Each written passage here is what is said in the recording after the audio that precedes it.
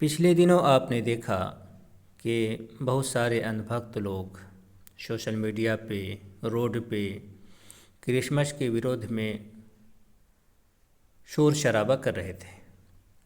बड़े बड़े धर्मगुरु इसके विरुद्ध में भाषण दे रहे थे, लोगों को उकसा रहे थे। अगर ये लोग अपने लोगों को बचाने के लिए, अपने लोगों को इस चीज़ से दूर रखने के लिए इस तरह के काम कर रहे थे, तो एक हिसाब से देखा जाए तो ये काम बिल्कुल दुरुस्त था। बाकी ये है कि दूसरे लोगों को, जिनका वो त्यौहार है, जो उस मज़हब को मानते हैं, अगर उन लोगों को इस काम से रोका जाए तो यकीनन ये बहुत बुरी चीज़ होगी और कानूनन भी ये बुरी चीज़ मानी जाएगी। अब देखें होता क्या है कि हिंदुओं में जो बड़े बड़े धर्मगुरु हैं वो आम तौर पे धर्म पे चलते कम हैं। धर्म का ज्ञान तो इन लोगों के पास ना के बराबर होता है,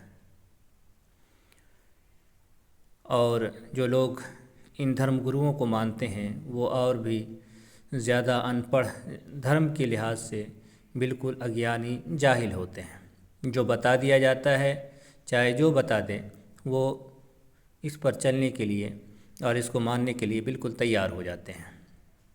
अब आप देखें कि इन लोगों का विरोध चल रहा था, ये लोग इसके ख़िलाफ़ बोल रहे थे। उधर मोदी जी क्रिसमस की बधाई दे दिए, तो फिर कुछ लोगों ने क्रिसमस को क्रिश्चन से क्या कहते हैं, कृष्णा से जोड़ करके बताया कि असल में हमारा त्यौहार है। तो ये लोग इस तरह से चलते हैं। जिस तरह से बीजेपी वाले घुमा दिए, जो कुछ बता दिए कि ये असल में ये चीज़ है, और बीजेपी वाले भी कुछ लोगों को, धर्मगुरुओं को ख़रीदे हुए हैं।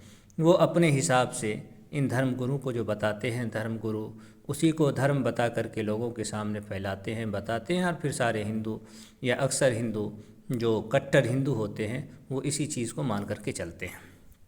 अब देखें आपके हिंदू धर्म के अंदर मोदी जी अपने आप को, अब देखें कि मोदी जी अपने आप को शूद्र कहते हैं, ओबीसी बताते हैं, ओबीसी शूद्र होता है। और शूद्र के बारे में क्या है, पहले मैं वो एक मंत्र पढ़ देता हूँ, और ये रामराज का मंत्र है। ये जो पुस्तक आपके सामने खुली हुई है, ये वशिष्ठ धर्मसूत्रा है, अध्याय इसका 18 है, उसमें ये बात लिखी हुई है।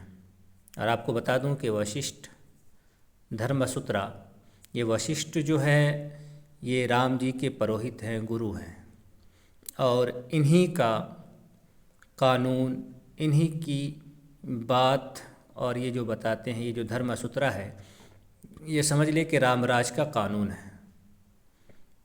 रामराज में यही कानून नाफिज था, यही बात नाफिज थी।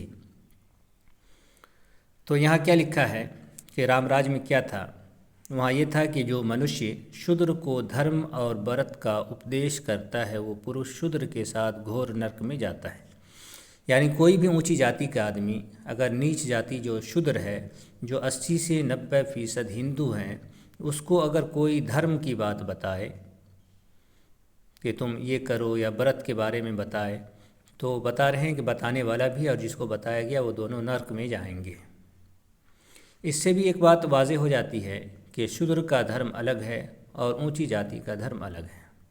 एक बात हो गई। लेकिन अब यहाँ क्या हो रहा है कि मोदी जी जिधर जाएंगे उधर ही ये लोग चलते हैं। अब देखें शूद्र के बारे में किस तरह की बात आई है, लेकिन शूद्र को ये लोग नेता बनाए हुए हैं। अभी वो विवेक बिंद्रा ने कहा था कि शूद्र को नेता नहीं बनाना चाहिए, शूद्र के ज़िम्मे में हुकूमत नहीं देनी चाहिए, शूद्र के हाथ में हुकूमत नहीं देनी चाहिए। और ये बात मनुस्मृति के अंदर भी है, पद्म पुराण के अंदर भी है, और भी कई पुस्तकों के अंदर ये बात आई है। तो वो जो बोल रहे थे वो बिल्कुल।